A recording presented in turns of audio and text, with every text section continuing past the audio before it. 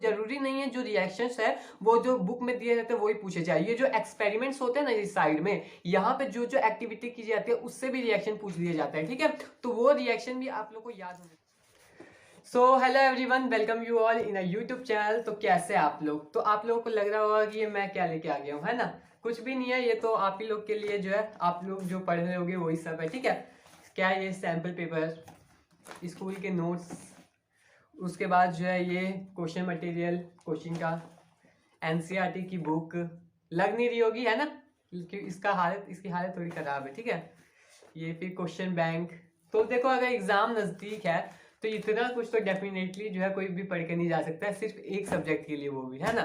तो आप लोग क्या करने लगते हो, या फिर मैं क्या करने लगता था कि यूट्यूब पे जाओ, सर्च करो इस चैप्टर के इंपॉर्टेंट क्वेश्चन, इस चैप्टर से ये क्वेश्चन पूछे जाते हैं हर साल, ऐसी वीडियो देखो, है ना। तो ये सब वीडियो देख के चल जाते हो। तो मैंने जो एक्सपीरियंस किया है उससे तो कुछ आते नहीं है, ठीक है। कोई कोई भले ही मैच कर दे एक दो क्वेश्चन, लेकिन जो है अच्छे मार्क्स नहीं स्कोर कर पाते हो, ठीक है। तो इसलिए जो है मैं ये वीडियो लेके आया हूँ कि जो है इस बार आप लोग का जो है पैटर्न जैसे कि चेंज हो चुका है, ठीक है। तो जब तक जो है आप लोग जो है सिर्फ क्वेश्चन पढ़ के जाओगे ना, अगर एंड मौके पे, लास्ट टाइम पे, तो कुछ नहीं होने वाला है। आप लोग को जो है इस बार टॉपिक पढ़ के जाना चाहिए, ठीक है, मेरी मानो तो। क्योंकि अगर क्वेश्चन पढ़ के जाओगे तो सिर्फ वही क्वेश्चन से जो है आप लोग के एग्जाम में जरूरी है नहीं कि आ जाए, ठीक है। बहुत ही कम चांस होता है कि डायरेक्ट आ जाए। तो अगर लेकिन वो टॉपिक पढ़े रहोगे, उस टॉपिक की नॉलेज है, तभी आप लोग जो है उसका आंसर कर पाओगे। क्योंकि इस बार 2021 का जो क्वेश्चन पेपर होने वाला है ना, वो थोड़ा अंडरस्टैंडिंग लेवल पे होने वाला है। देख सकते कि जो है एजुकेशन मिनिस्टर कह रहे हैं, और आप लोगों ने जैसा कि सैंपल पेपर देखा होगा, ठीक है। तो आप लोग को जो है क्वेश्चन की जगह जो टॉपिक के कमांड होनी चाहिए। जब तक आपका टॉपिक क्लियर है, कोई भी क्वेश्चन आप क्लियर कर सकते हो, ठीक है।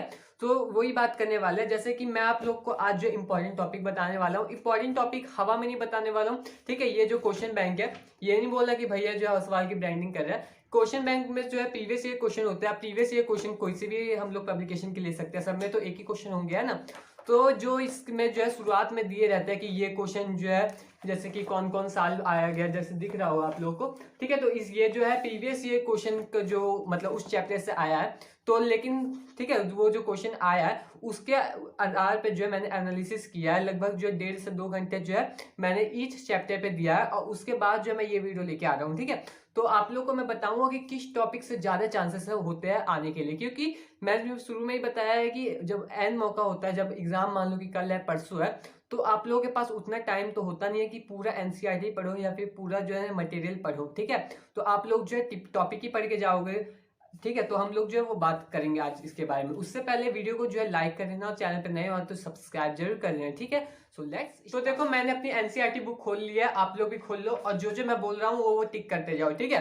तो देखो, हम लोग जो चैप्टर 1 से लेकर चैप्टर 5 तक एक ही वीडियो में जाएंगे, ठीक है। तो हम लोग जो स्टार्ट करते हैं, तो केमिकल रिएक्शन एंड इक्वेशन पहला चैप्टर है, उससे हम लोग जो स्टार्ट करते हैं, ठीक है। तो पहले तो आप लोग को जो है बेसिक जो है डेफिनेशन याद होनी चाहिए केमिकल रिएक्शन एंड इक्वेशन की, ठीक है। और उसके बाद जो पहले पेज में जो एक्सपेरिमेंट दिया हुआ है मैग्नीशियम को जलाने वाला, उसकी इक्वेशन पता होनी चाहिए कि Mg plus OT is equal to MgO, ठीक है। ये सब आप लोगों को पता होना चाहिए। और जो जो पाउडर बना वो किस कलर का है, ठीक है। ये रिबन को किस लिए जो हम लोग जो है बर्न करने से पहले जो थोड़ा रब कर लेता है, ये सब जो आप लोग को पता होना चाहिए, ये सब बेसिक है, ठीक है। और उसके बाद जो है आप लोग को ये देखो, जितने भी रिएक्शंस है, एक्टिविटी में रिएक्शन है, देखो जरूरी नहीं है जो रिएक्शंस है वो जो बुक में दिए रहते हैं वही पूछे जाए। ये जो एक्सपेरिमेंट्स होते हैं ना इस साइड में, यहाँ पे जो जो एक्टिविटी की जाती है उससे भी रिएक्शन पूछ दिया जाता है, ठीक है।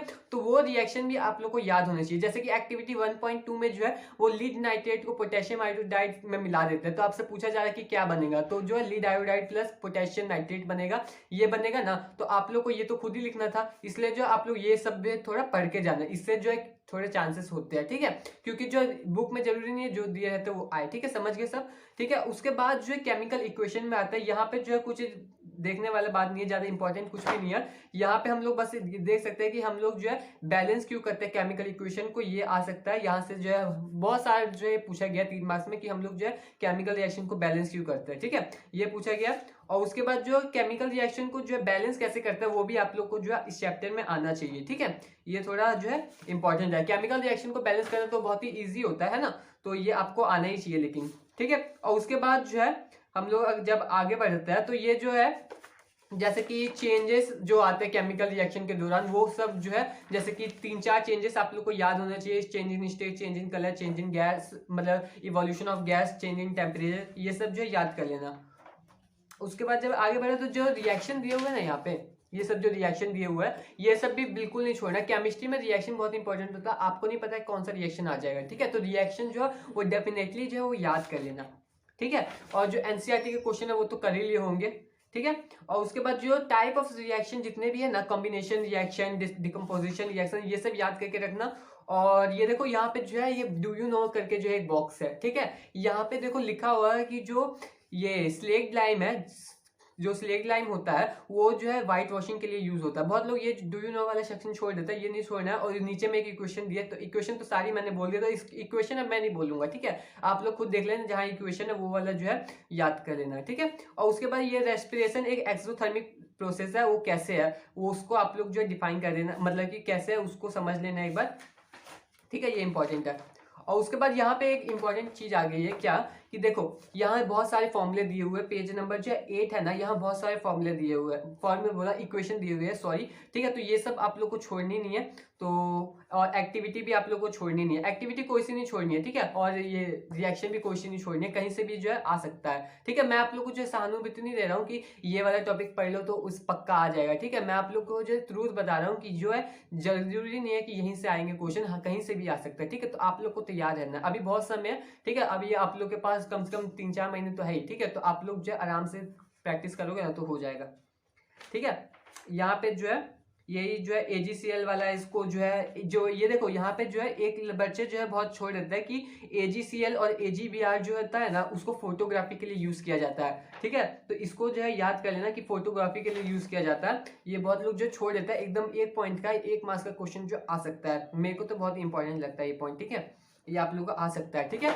और जितने भी रिएक्शंस के टाइप है उसकी डिफिनेशन और 3 एग्जांपल जो है याद कर लेना, हो जाएगा इसमें काम, ज्यादा जो है दिक्कत देने वाली बात नहीं है। और जितने यहाँ पे रिएक्शन दिए हुए हैं उसको जो है बैलेंस करके याद कर लेना, ठीक है। और जब भी यहाँ ये बात याद रखना ना, जब भी एग्जाम में रिएक्शंस लिखो ना तो आप लोग जो है इसको बैलेंस जरूर कर लेना, ठीक है। कोई भी रिएक्शन जो है बैलेंस करे बिना अगर लिखोगे ना तो आपके मार्क्स जो है आधा नंबर या 1 नंबर जो है वो कट सकता है, ठीक है। तो इस बात का ध्यान रखना, ठीक है। तो ऑक्सीडेशन और रिडक्शन का वही एग्जाम्पल और 2 डेफिनेशन और 2 एग्जाम्पल जो है याद कर लेना। और कोरोजन और एसिडिटी में तो उतना है नहीं, ठीक है। और कोरोजन का और एसिडिटी का बेसिक डेफिनेशन याद रख लेना, और क्या होता है दोनों में वो याद रख लेना, ठीक है। और एनसीईआरटी के क्वेश्चन कर लेना और प्रीवियस ईयर क्वेश्चन कर लेना, आप लोग का ये चैप्टर जो है फिनिश हो जाएगा, ठीक है।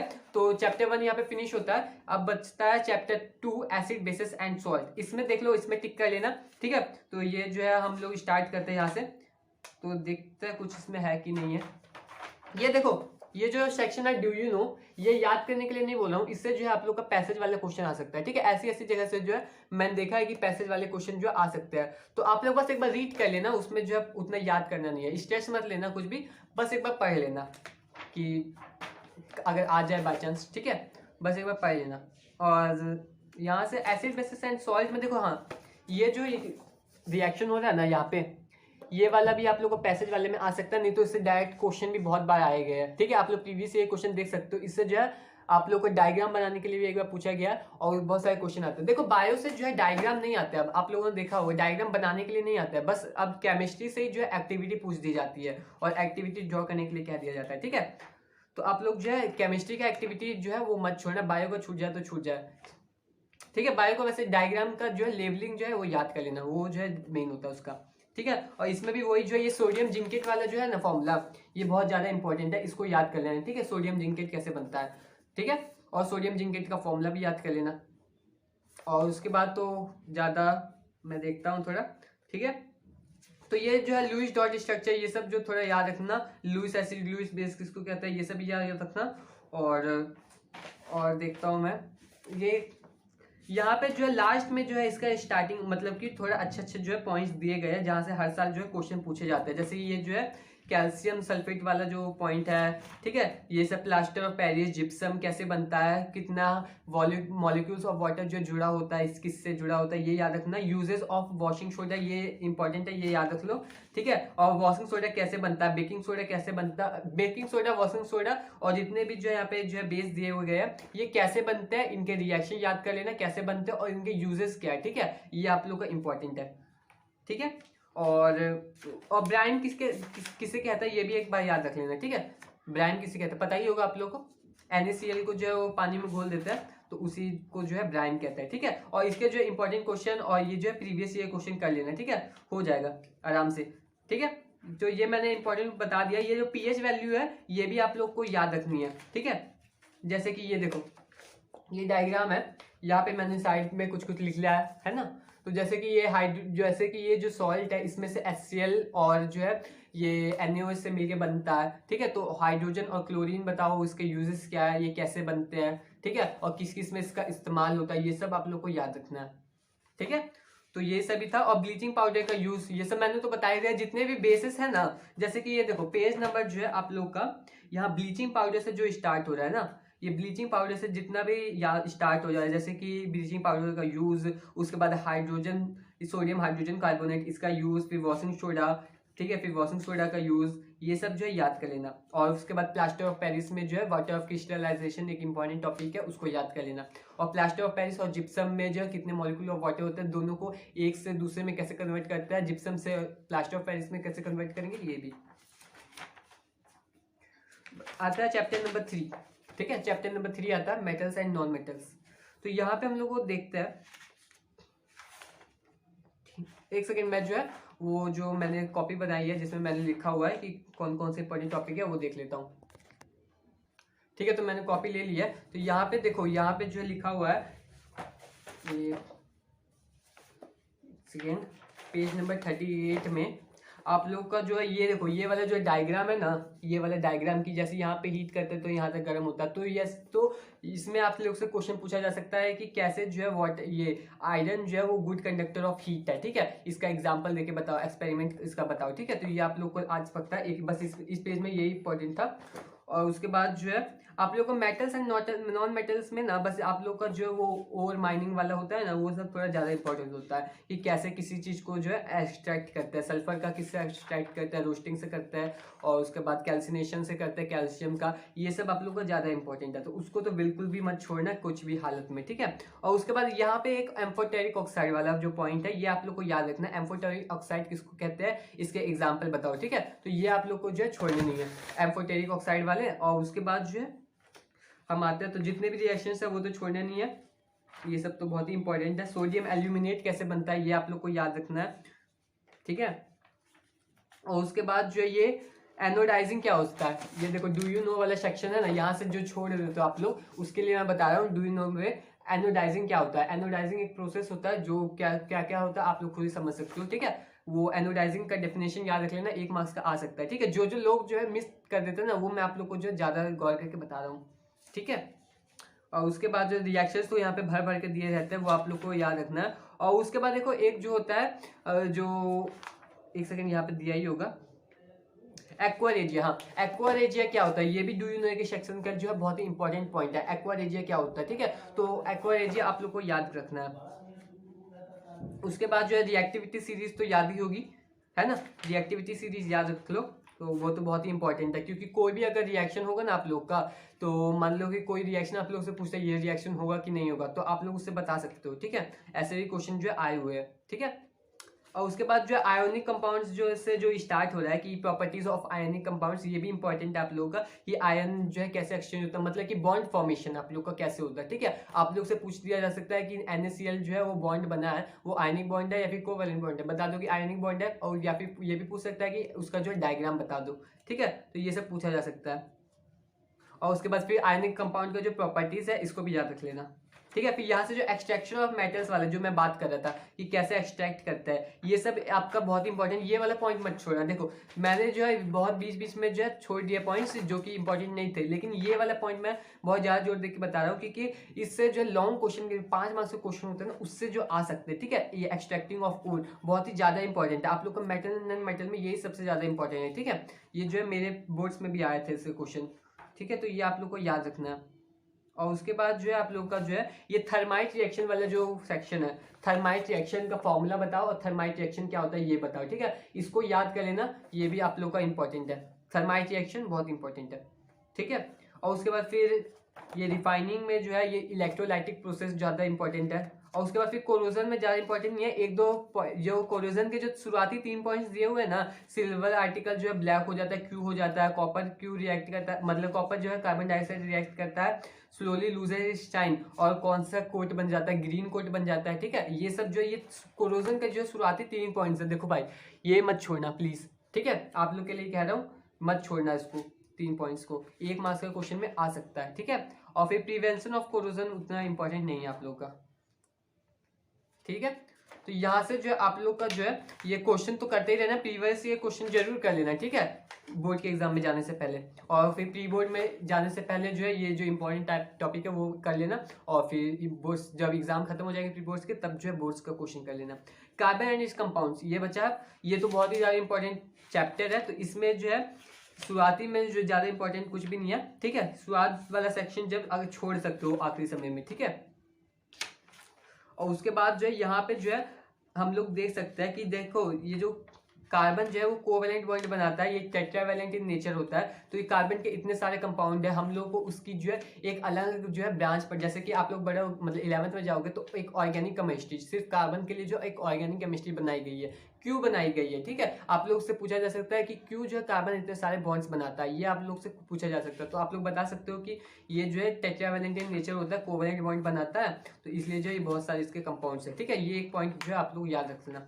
ठीक है, वर्सेटिलिटी नेचर ऑफ कार्बन। ठीक है, तो यहाँ पे देखो वर्सेटाइल नेचर ऑफ कार्बन में जो है 2 पॉइंट दिए गए, एक टेट्रावैलेंसी जो मैंने बता दिया, और जो है इसके जो है मतलब इसके जो है कैटिनेशन प्रॉपर्टी एक होती है। ठीक है, जो जिससे बहुत सारे बॉन्ड जो बना सकता है। ठीक है, और ये do you more to know वाला में ऑर्गेनिक कंपाउंड है, ये इंपॉर्टेंट नहीं है, छोड़ सकते हो। ठीक है, फिर सैचुरेटेड कार्बन क्या होता है, अनसैचुरेटेड कार्बन क्या होता है, ये आप लोग को ध्यान में रखना होगा। और उसके बाद अल्केन अल्कीन अल्काइन वाला जो सेक्शन है, ये तो सब कुछ याद रखना होगा आप लोगों को कि एक कार्बन होता है तो मिथ होता है। और देखो IUPAC जो नोमेनक्लेचर होगा ना, इसमें किसी भी कंपाउंड का नाम कैसे लिखता है वो जो है बहुत ही ज़्यादा इंपॉर्टेंट। ठीक है, वो बिल्कुल मत छोड़ना, वो बहुत ज़्यादा इंपॉर्टेंट है। उससे जो आप लोग से एक तो नेमिंग पूछी जा सकती है कि कोई कंपाउंड देकर उससे नेमिंग पूछ लिया जाए, या फिर जो है उसका नेम बता के आप लोग से उसका डायग्राम पूछ लिया जाए। ठीक है, तो आप लोग जो उसको याद रखना। ठीक है, और ये जो बेंजीन है C6 एसिड, इसका जो है डायग्राम आप लोग से पूछा जा सकता है। और जो फंक्शनल ग्रुप है इसका तो सब कुछ आप लोग को प्रीफिक्स सफिक्स और इसका एग्जांपल ये याद रखना है। ठीक है, ये फंक्शनल ग्रुप वाला बहुत ही इंपॉर्टेंट है। देखो IUPAC में ये कार्बन कंपाउंड्स में ये वाला सेक्शन जो है IUPAC वाला जो है बहुत ही ज़्यादा इंपॉर्टेंट है। ठीक है, और फिर जो यहाँ से जो रिएक्शंस आते हैं, इसमें भी 1-2 रिएक्शन बहुत ही ज़्यादा फेमस है जो कि हर साल पूछे जाते हैं। तो देखो कंबशन वाला रिएक्शन जो होता है वो कुछ भी नहीं होता, जहाँ पे देख लोगे कि ऑक्सीजन से रिएक्ट कर रहा है, ये वहाँ पे जो आप लोग जो हीट एंड लाइट बाद में लिख देना। ठीक है, वहाँ पे जो हीट एंड लाइट फॉर्म होता है। ठीक है, उसके बाद जो formation of coal and petroleum एक बार पढ़ लेना, इससे जो पैसेज आ सकता है।